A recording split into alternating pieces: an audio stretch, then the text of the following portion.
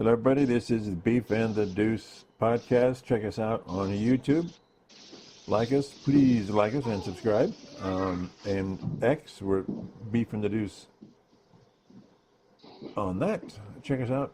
And, well, Beef, how's it going? You had a little, life-changing event this week? Yeah, a little bit. A little birthday, little Thanksgiving, a little bit of everything. A little bit it's of kind food. Of crazy. Foodville, yeah. But yeah, outside of that, it's been pretty standard outside of that. So we're good. All right. Well, we've got our point projection picks. Florida Bob went totally off the rails. He must be smoking some hurricane weed down there. Ooh, the strong stuff. Strong, 45-17. Oh, God. I know. Okay. And I'm going 27-20. Okay. And Robert, our buddy Robert, 32-12. What say you, Beef? I've got 35-10. Oh, close to the Rob right here. Yeah, 35-10. I think they cover. The spread right now is 20. You think it's going to be? You think it's going to be a blowout then, right? We haven't seen any Michigan offense. 50 points last week. Yeah, it's overrated. Okay. It's overrated. It is, but I don't see this lackluster offense coming into this shoe and doing really much of anything. So it's going to be ice cold. That's kind of where I'm at. Okay. I don't think it'll cover that spread, but okay. 20 is a lot. It's a big number, but before it was, I think it was 23.5. Was it really? And then I think there was a lot of Vegas money going to Michigan covering that, so they dropped it quick. Yeah. Okay. Let's talk about my big question for you before we get into some teams here. Now we have 4 West Coast teams. Why doesn't the Big Ten alternate between Indianapolis and Vegas for the championship games? I think it'd be great. I like the idea. Playing in Allegiant Stadium would be sweet. Yeah. Everybody likes. I'm trying to think of where the Big 12 plays their championship game. Ah. And I don't know why. I want to say maybe they play in Vegas, possibly. Which I don't know if that would make a ton of sense. What conference is UNLV in? Maybe the Mountain West. Oh, okay. All right. But I like Allegiant Stadium in general. Yeah. So I think for a game of that magnitude for the Big Ten and how the Big Ten usually travels well. Yeah. I feel like that would be wild. And I think the Big 12, the more I think about it, I think they play at AT&T Stadium. They play at Jerry's World. Oh, okay. Yeah. So I don't know if the Mountain West possibly plays over there, which would make a lot of sense. But yeah, with the West Coast teams, I think it'd be smart to look into it, or like you said, do a 1 year there, 1 year in Indy. Yeah. But Indy's also really, really sweet. Lucas Oil Stadium's awesome. Yeah. Oh yeah. But since we're a coast to coast conference, I mean Nebraska would probably be fine with it, right? It's not that far from Nebraska. And who doesn't like going to Vegas, right? Oh, yeah, and the amount of money that the Big Ten championship would make. Yeah. Insane. That would be wild. TV ratings, yeah. You'd get tons of people from the West Coast traveling, I think, wouldn't you? Yeah, I think so. Yeah. I think it'd be, just in general, it would just be an atmosphere that would almost be like none other. Yeah. I mean, you see how crazy Indy is for any Big Ten championship. Yeah. But if you get teams like Oregon and Ohio State in Vegas, that'd be insane. Yeah, it would be. But I think I like it. I think it's a good idea. I don't know if it's something that's been looked into. Yeah. But I think it's a good idea, especially with the addition of the West Coast love. So I think it'd be pretty cool. Yeah. See, Beef and the Deuce are way ahead of the curve here. We try. We do our best. We don't pick games very well, but we at least try to have some ideas. Speaking of that, Let's talk about Alabama at number 13 by the committee. I think the committee desperately wants Alabama in the playoffs, and if they beat Auburn, they'll desperately try and find a way to get them in. Especially when Texas beats Texas A&M. Mm-hmm. But I don't think they deserve it. I don't think they deserve. Well, they could get into the playoffs, but they don't deserve the championship game, I guess. But Yeah. it's a 3-loss team. I don't know. Don't like it. What do you think? The placement of the seed or however you want to say, I think it's very like I'm intrigued in the sense that now we're watching Georgia struggle with Georgia Tech. Mm-hmm. So it's not insane because Bama will eventually move up, and that's this number 13 seed or whatever will be kind of out the window. All right. But I don't think outside of the games that Bama has lost, I still feel like you could argue that they could go in and beat Texas. They can go in and beat Texas A&M. They could beat any team in the SEC. But they haven't. But I don't think this Georgia team's any good, and I'm almost more than positive watching this first half that Georgia's probably going to lose this game because they can't get anything going. I wonder if Georgia's sort of like OSU early, they start super slow. Or they're just not as good as people thought they were. That could be a good answer too, yeah.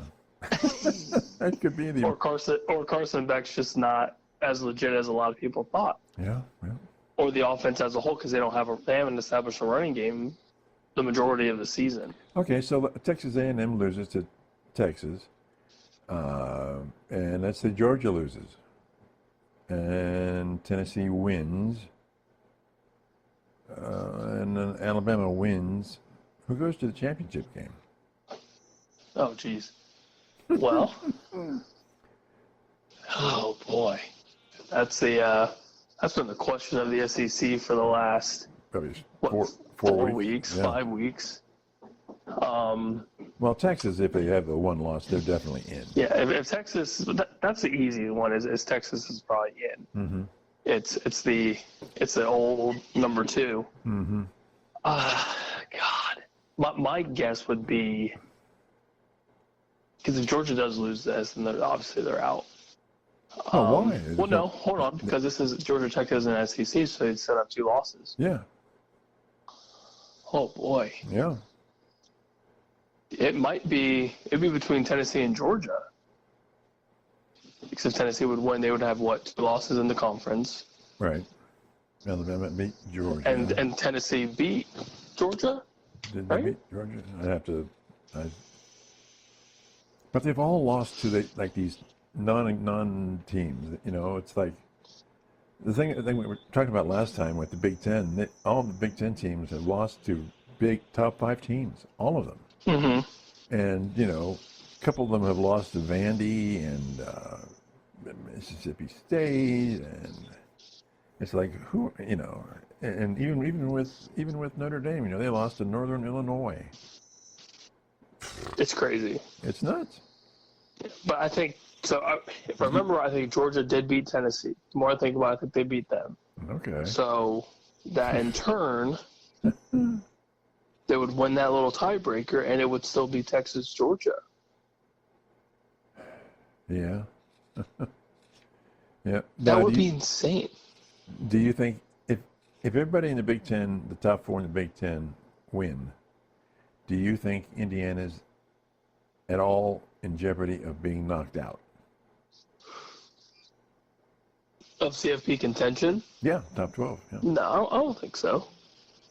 I think they're pretty solidified in getting into the CFP with 1 loss because their only losses against the Ohio State Buckeyes. Yeah, I mean, I feel like it'd be super hard to boot them. In my opinion. Yeah, I agree. I hope that's the case, but they just keep bumping Alabama up and up and up. Well, I also think Bama's benefiting from a tough schedule. Yeah. And everyone that's been in front of them or behind them, I guess, at both, they're just benefiting from those losses. Mm-hmm. What about Ole Miss? So that in turn, it just keeps bumping them up. What about Ole Miss in this equation. They won, what, yesterday? They won today. Oh, right, They today. beat Mississippi State today. The Yeah. good old 2-9, now 2-10 Mississippi State. There you go. So Ole Miss has got 2 losses, right? I believe so. Yeah, I believe you are correct. So You love Ole Miss, though. I You just love them. I do. They have 3 losses in conference, 3. Oh, okay. All right. So Yeah, so they're out there in Alabama land and in South Carolina. Yeah, they'll throw them under the bus in a heartbeat. And it's looking like Texas, Georgia. Yeah. And if Georgia wins, what happens? Oh God, what happens to the seeding? Oh my gosh. Because they would be the lowest. They would be the lowest seed of the conference winners, so they'd be a 4 seed at what? 10. Yeah. 10-2, 10-3. So Depending on what happens. So do they still get? Does the committee allow 4 SEC teams in, or are they going to keep them at 3? I would say probably 3 at that point. Because you'd have Georgia as a conference winner if they won. You'd have 1 loss Texas.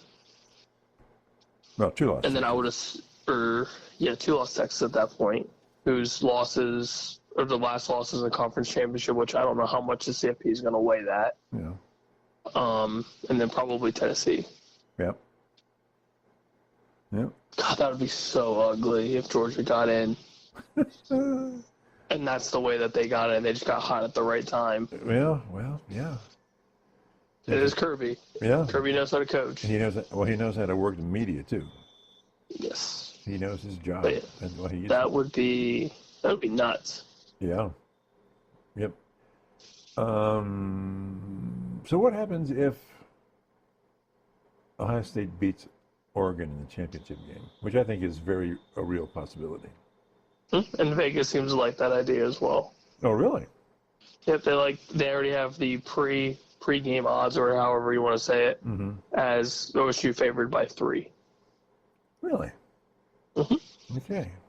Interesting.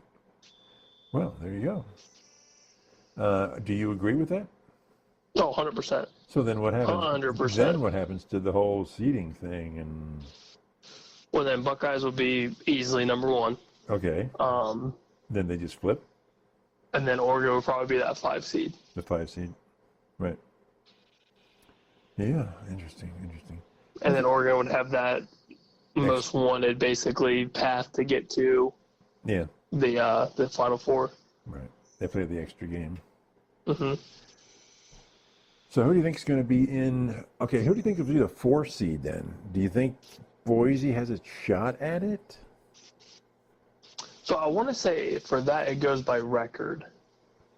Well, it's conference champion. You're a conference. Yeah, so you'd be conference champion, and then it would go the best. I thought it was seeding. I thought they ranked them, and then they went with the rank. I don't know. I could be wrong.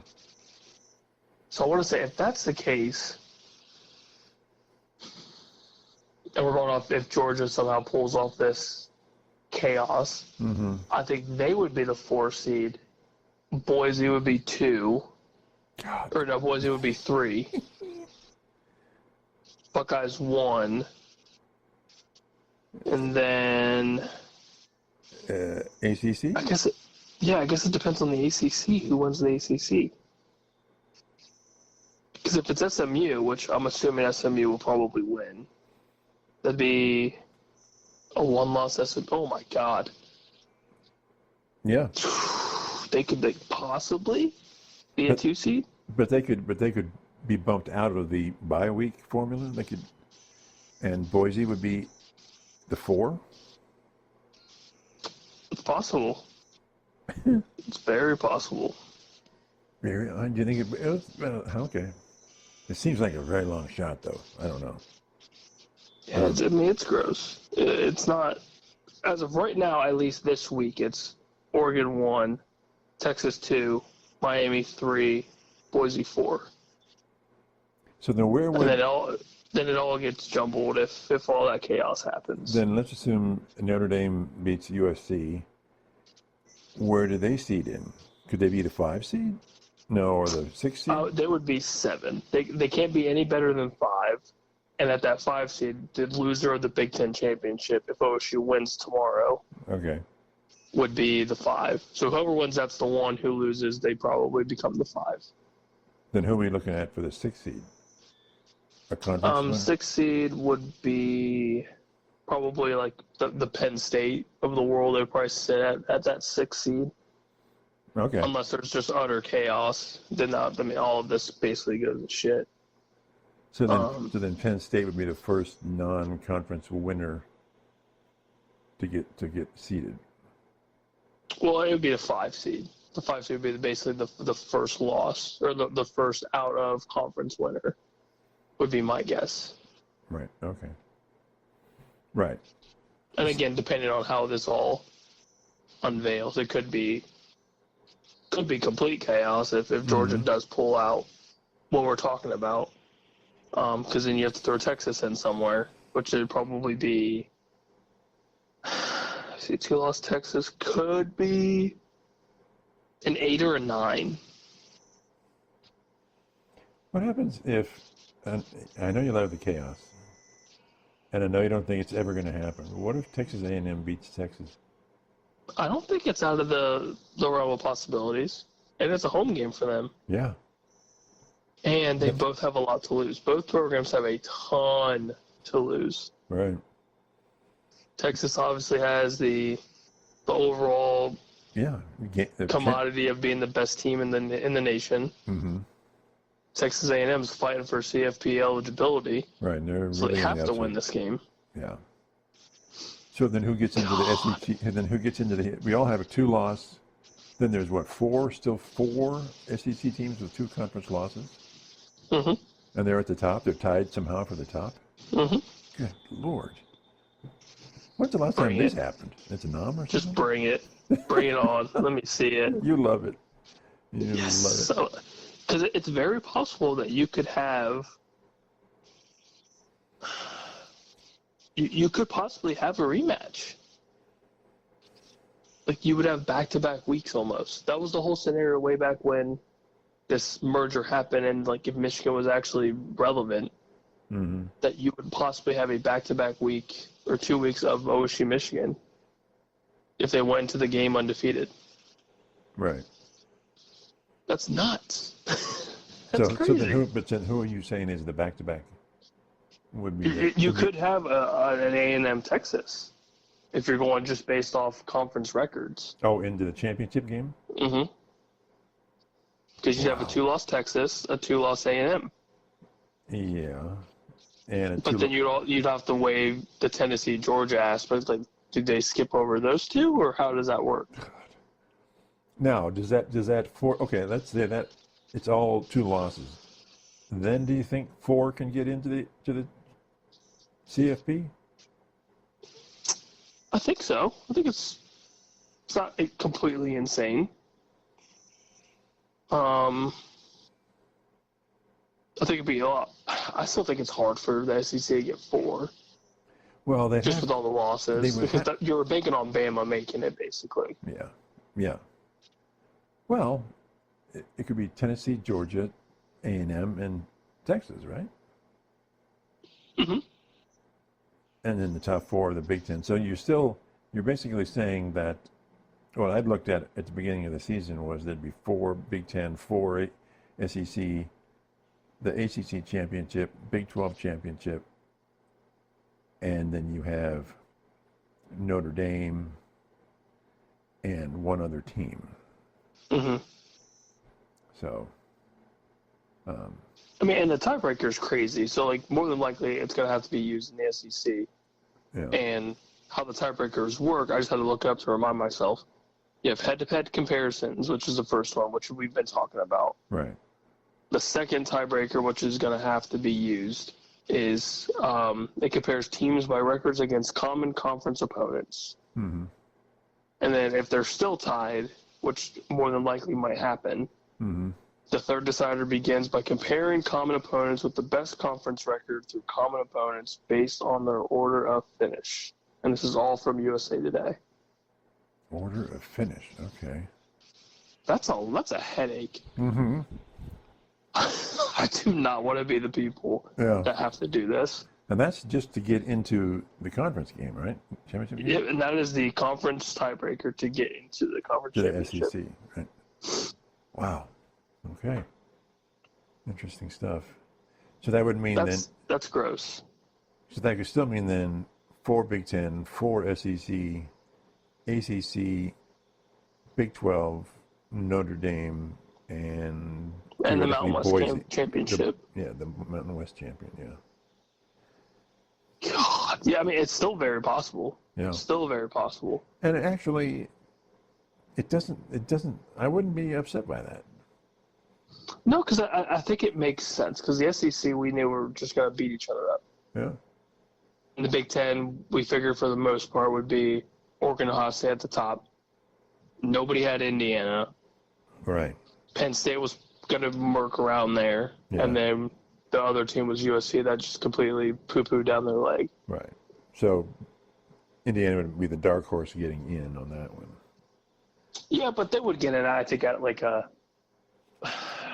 like an 11, 10 or an 11 seed. Yeah. What I'm saying, yeah, Which is fair. They'd get in. You got to get in. If once you're in, right? You can win. You can't win if you're not in.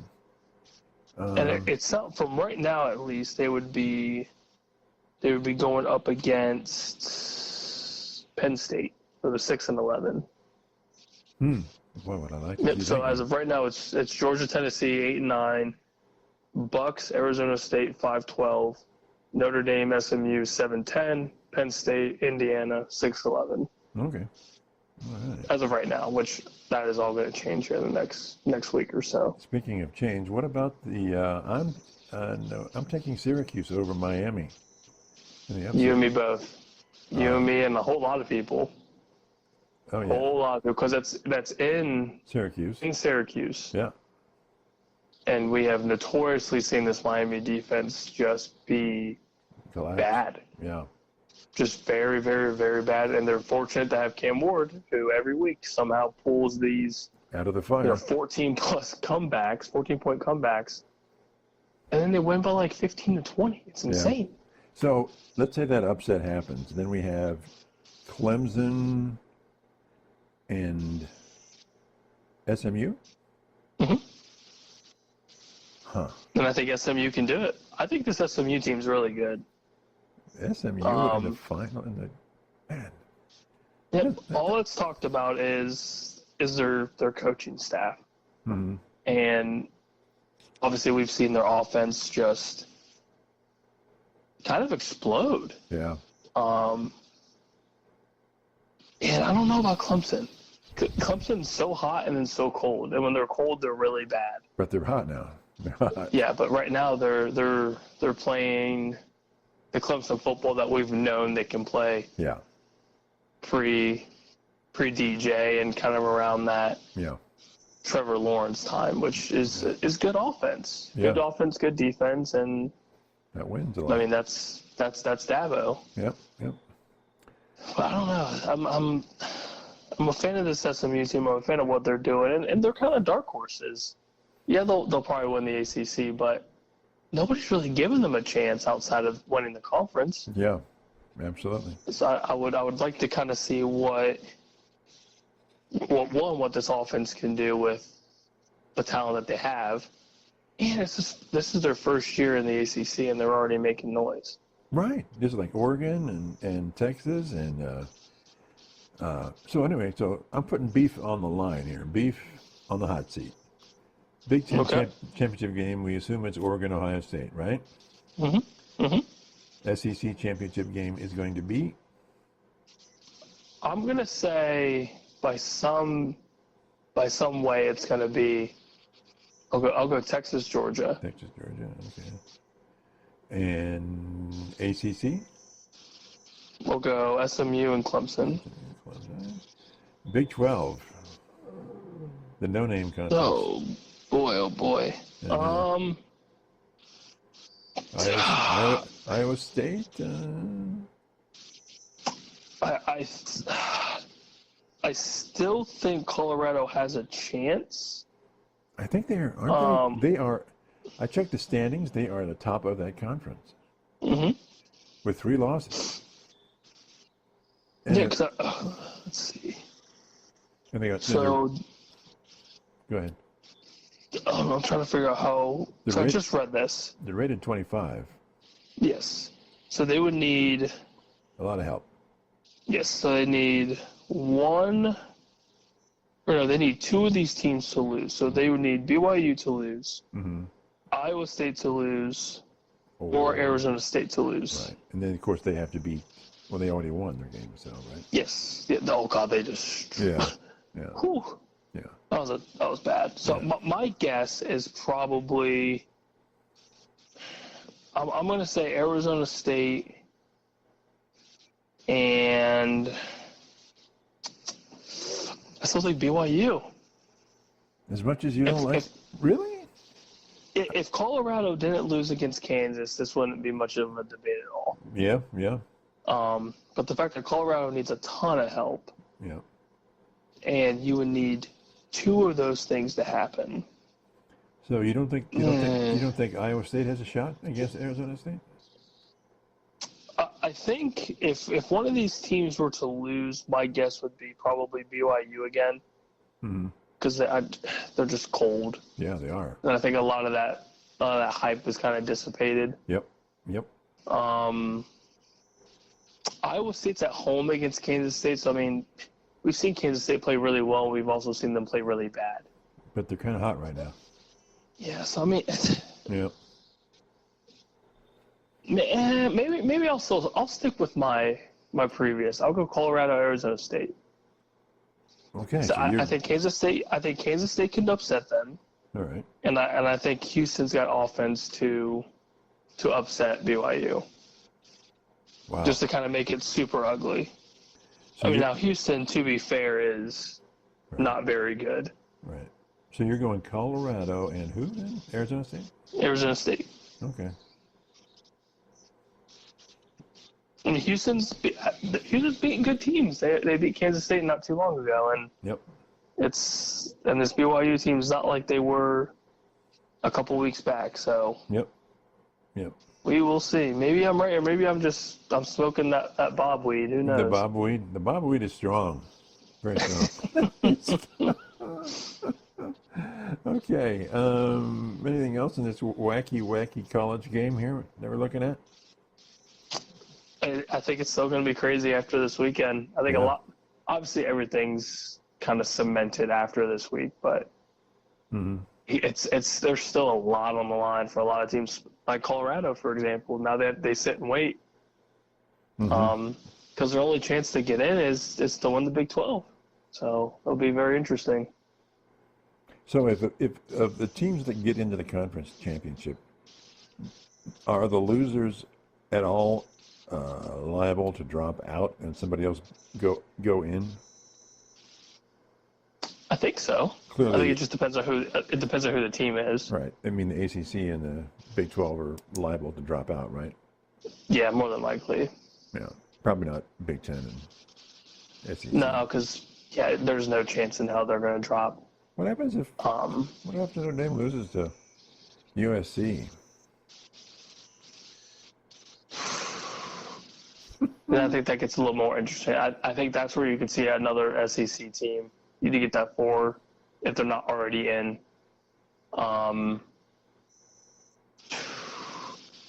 Possibly a Big 12 team, depending on who it is. Really? Possibly an ACC team.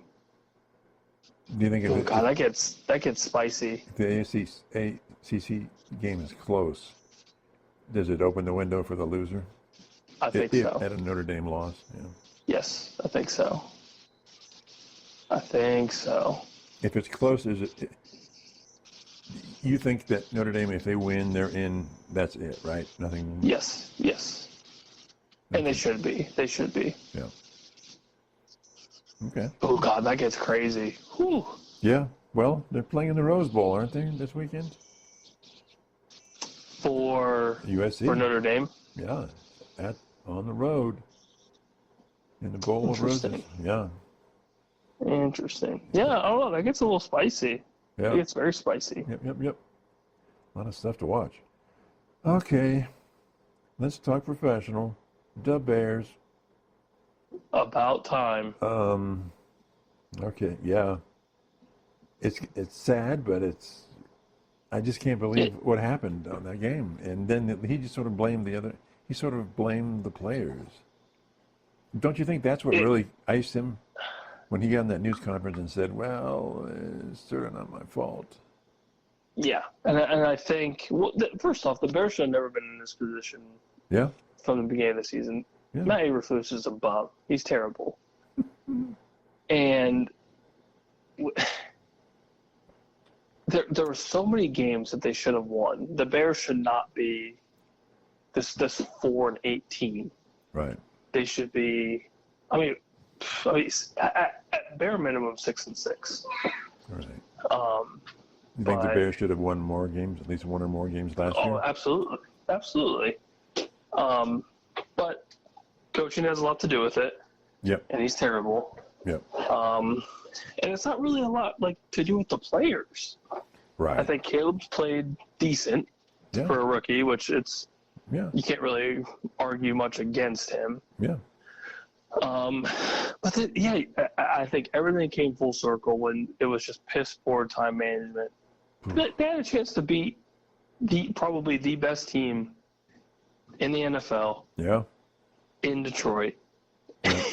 And it's not up to Caleb Williams to call a timeout. It's up to the head coach. Right. At the end of the day, the head coach is giving you this okay to call this timeout, and he just never did. Yeah. That's terrible. That is piss poor time management. Everything. They didn't have did they even have a second play to run? I mean, it was so. Why didn't they? You had a timeout to burn, and you're in field goal range to win the game. And you Or to didn't tie do the it. game. To tie the game. Yeah, and go into overtime. It just And that offense was humming. The Yeah. offense was humming. Everything was looking good. Second half Detroit's defense was tired, and yeah. they just blew it. And then the whole, Yeah. I thought we did everything right and all this. Like, No, no, you didn't. no, you didn't. Like, how do you have the nerve to say, unless in his mind he just gave up. Like, he just knew the writing was on the wall, which it should have been on the wall this entire season because he shouldn't have a job. But don't you think the fact that it happened now is because of that, what he said and how he performed at the end of that game? I mean, it was just Yeah, and it sounded like it was already going to happen from what I've read through the good old Twitter sphere, the good old Twitter world. That But he in a conference the next morning said, "I'm looking forward to coaching the rest of the year." Do you think that was just propaganda? Yeah, I think so. He doesn't want to sound like a complete asshole. Well, why would they have him do a news conference the day they fired him? Who knows? The Bears are just as bad as Dallas, and Yeah. Dallas is just as bad as everybody. Yeah. I don't know. The Bears are just very strange. It's Cleveland's very strange. Dallas is very strange. Chicago is very strange. And Yeah. I didn't know this, but I didn't realize that Chicago hasn't fired a head coach mid-season or like at any point in their season. They wait till the end of the season to fire him. Right. Right. It's interesting. Yeah. Very interesting to me. Well, it's kind of an old school. I mean, would you expect the Steelers to do that? No.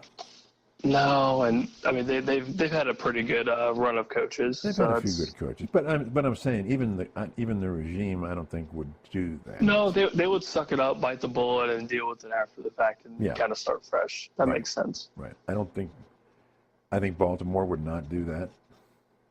Especially with as good as Harbaugh's been his whole Yeah, career. but even if you had somebody else and they weren't doing well, I mean they're just I very mean, you'd well. have to be winless, I think, to be Yeah. like, all right, man, this Yeah. is bad. If you lose 8 straight games, you could get fired. But short of I don't know. It just seems like certain, and it seems like the Jets are that. Are the Jets that way as well? They're a cluster.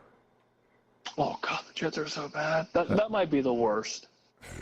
Like outside Chicago is really bad, but the way the Jets have handled this whole dilemma is just. Those Panthers, bad. those Panthers, buddy, they suck, and they've been But firing. the Panthers are actually doing stuff. Yeah, but Like the last couple of weeks, like Bryce Young's played well. Yeah, but that's very recent. I mean, over the past 3 years, the only team It's with been bad. the worst records in Chicago is Carolina. Yeah, this is true. So, and they But fired two coaches in 3 years, or just fired them outright. So it's yeah, they're on the verge of doing something possibly decent. yeah, you can turn them Um, I'm watching that Kansas City game, even though Kansas City's just been around. on the very fortunate side of luck. Phew. Carolina showed, I think, a lot of people that they've got something. Like something's there. They just need to kind of put some more pieces together, and I think Yeah. they're starting to do that. Speaking of, But I don't know. I don't know about Chicago. well, and they're in this brutal division This war zone. that's just going to kill people. I mean, now, hey, but let's talk Detroit because they're getting some injuries now. They're getting, and you're a Lion guy, so tell me about this. They're losing some people here. I'm not worried. I think Dan Campbell's probably the best person, coach-wise, in this sort of scenario to try to push past the obvious, which is, hey, we're banging the hell up. we need some help. But look at what he's done with. He started with basically nothing. Right. He had Jared Goff, and that was basically it. Mm-hmm. And then you pick up David Montgomery, you get Jahmyr Gibbs, you got Amon-Ra St. Brown. Like the pieces just kind of came together, and he's responsible for a great deal of that. Yeah. So I think coaching-wise, or to be a good head coach, you have to be good with adversity, to overcome it, blah, blah, blah, the very Right. stereotypical, Right. whatever. Right. And I think they'll be fine because I think overall their team is set up for success. And a couple injuries, okay, but it's that whole next man up mentality. And he's been the one he yells it in that locker room. Next man up, blah, blah, blah, this and that. Like, he's got it.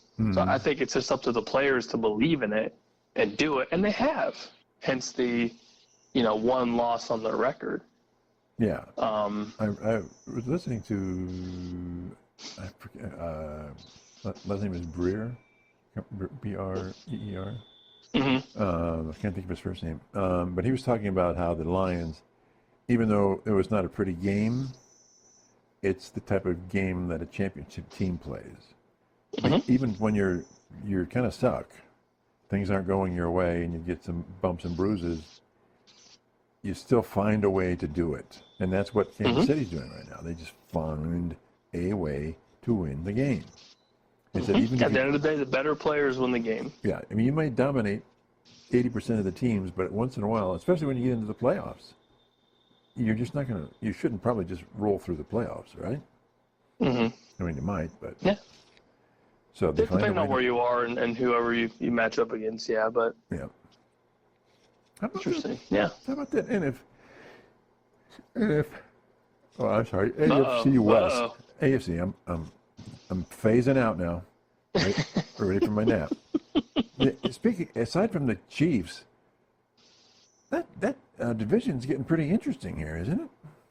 Yeah, Chargers are playing a lot better than I think a lot of Broncos? people expected. Broncos and Bo Nix possibly being Offensive Rookie of the Year. Making the playoffs. I think they could. Yeah, I think that's crazy. I think they could. It looks like they're going to be the 7th seed, or it could be the 7th seed, and then. And then you saw today the Raiders. Yeah. Aiden O'Connell looked like a stud. Yeah. The Vegas defense was pissing off Patrick Mahomes and that entire offensive line. Yeah. And the Raiders were a botched snap away from winning that game. Yeah.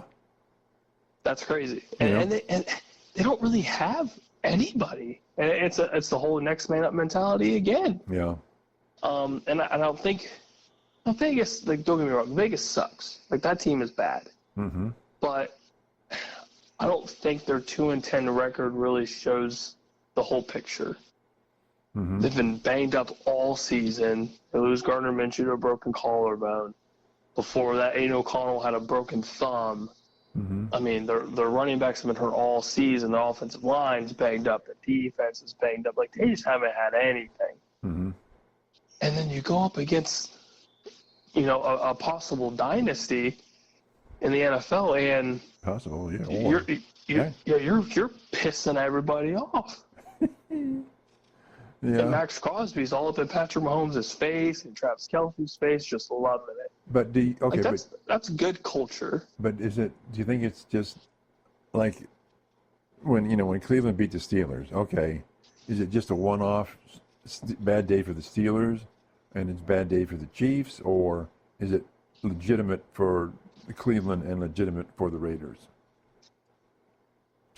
I think it's legitimate in the sense that, like it's not all that bad. That kind of sounds cliche, but I think the Browns' issue is it's the quarterback play, it's offensive line, injuries, it's your offensive line, it's a lot of things. Right. With Vegas, it's a lot of injuries. They play in the West. But when they've had healthy teams, you saw them last year, they gave everybody a headache. Because when that defense is healthy, the Raiders' defense is pretty decent. Mm-hmm. And then they're trying to start anew with Gardner Minshew as a new quarterback. Aiden O'Connell's still relatively young. Their backfield, again, was just bang the hell up. They just haven't had a fully healthy team. Yeah. So that in turn shows a 2-10 record. Right. But I think a healthy Raiders team would make that division even more interesting, similar to what Harbaugh has done with the Chargers. Yeah. He brought this mentality and brought his coaching staff, and look what's happened. Yeah. Their defense is one of the top in the league. Yeah. Yeah. Good Chargers. They've established a rushing attack, so Herbert doesn't have to throw the ball 40 times. Yeah. Yep. And then Sean Payton has revitalized his career with Bo Nix. It's crazy. Yeah, it is crazy. Because I thought that was I think it was just Chiefs and nobody else. And Sean Payton was basically on his way out, and now I don't think so. It's all going to be AFC North or East, but now AFC West is impressing. Yeah, I'm very surprised. Especially, I think I'm more surprised with the Chargers. Yeah. Just in the sense that they gave up everybody. Everyone's gone. They did. Herbert has nobody to throw to. They don't know what they're going to get out of J.K. Dobbins or Gus Edwards or basically anything on either side of the football. Yeah, well, isn't Dobbins injured? Boom. Isn't Dobbins injured right now a little bit? Yeah, Dobbins got a little knee boo-boo, so hopefully in a couple weeks for them he'll be good. But, who would have thought? Yeah, strange. Harbaugh knows ball. That is very factual. Khaki power, I'm telling you. Khaki power at its finest. Power. Give me some khakis.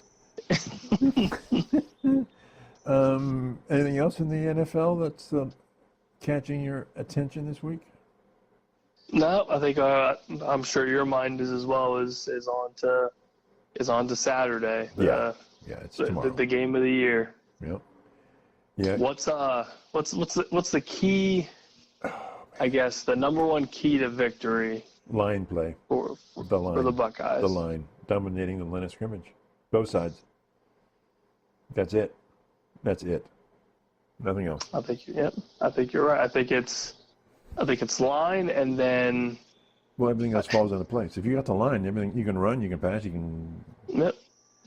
Obviously. I think just stay hungry. I think that's another thing. Just beat the living hell out of these dudes. Mm-hmm. I want to see. Just please. And I want to see non-blitzing pressure and sacks. I want to see the 4 down linemen kicking butt. Mm-hmm. And I don't want to see a 10 to 14 point first quarter, for Christ's sake. Please. Yeah. Please. Give me points in the first quarter. I got this idea that it's going to be 10-10 at halftime. Why, I don't know, but I'm like, it's going to be 10-10 at halftime. I understand that I'm only going to be watching the first half before I have to drive away from my TV. Uh-huh. If I hear 10-10 on the radio, I'm deleting your number from my phone, and I am never speaking to you again. And this podcast is over. And everything is over. Because that means one thing. We're playing like shit. Yeah. There's no way it should be that close. Yeah, but Ohio State starts slow. You know that. This is true, and Michigan has nothing to lose. Right. They're bowl eligible. Yeah. So, I mean, good for them. They're going somewhere. Yeah, they're going to the toilet bowl at Ford Field. Congratulations. Yeah. Well. But they have nothing to lose. That's we right. have everything to lose. They have nothing. Right. Why not spoil? Right. And we can be. Yeah. I don't think we're going to look beyond the game. I don't think we're going to be looking to Oregon. That would be craziness. I hope not. And you have all of these returning starters that came back for one reason. For one reason and one reason only. Yeah. Yeah. The so road... I'm hoping this Ryan Day speech of losing to Michigan's one of the worst things ever happened to him. I hope that just lights a fire under everyone's ass, and they just come in and just obliterate this team. Like if I saw a 50 spot, oh God, be so good. That would be like just run up the score. I don't even care. Yeah. Just let it all burn. I would love it. Well, okay. I would absolutely love it. And then you think so? Then there's a week off, and then it goes to Indianapolis. Then. Mm-hmm. Yeah. Well, I think they would play the next week. Is it next? So they would play this week, and they would play next Saturday. Okay. Because I don't know. And then I think you get the break after that. I think there's a 1 week break, depending. And then it goes into the CFP. Into the actual CFP. Okay. Because I would hate them to sort of like get everything and then just come down after the Michigan. Oh yeah, keep the momentum. That's why I kind of hate the bye week. Like I kind of like that 5 seed because there's no breaks. Yeah. But we're also a little bit banged up. So. Yep. The week off, especially for the defense, especially after this game, and then, if and when we play Oregon and Indy, that's going to be a hell of a game. You're going to be whoever comes out of that game, or both teams will, they're going to be banged up. Yeah. So that week off will be massive. Yeah. How what about Smith? Is he going to go off, or is he going to get one or two attempts? So he needs 100 yards to break 1,000. I think he gets that. He needs 101, I think, is the exact number. Okay. I think they feed him. I think it's his game, his time to shine, and because I mean, Michigan's top quarterback has a boo-boo on his toe, and he's afraid to lose his draft stock. So I think Jeremiah Smith's going to go out and ball. Yeah. Yeah, I hope so. Yeah, I hope it. And like you said, what Joel Klatt was saying, just feed that man. 13 targets, just feed him. Yeah, let them beat us. Absolutely. If we don't beat ourselves, we will win the game. If we don't make stupid defensive pass interference penalties and stuff like that, we will win the game. We're talking to you, Davison, Igmanosin. Stop. God, Lord. Just stop. You'd think you could coach that or something, but I don't know. I don't understand. No, you need to put mittens on him. Put oven mitts on him, and we'll be fine. Okay. All right. That's all we need. So we are psyched for the game. I'll be watching the full game on television. Yeah, somebody's watching the first half. Somebody's watching the first half, and then you're then busy on the road. Then busy. Okay. All right. It hurts. It hurts. Well. I'll eat some Buckeye cookies for you. Yeah, thanks. Yeah, that's what I do. All right, talk to everybody later. Bye.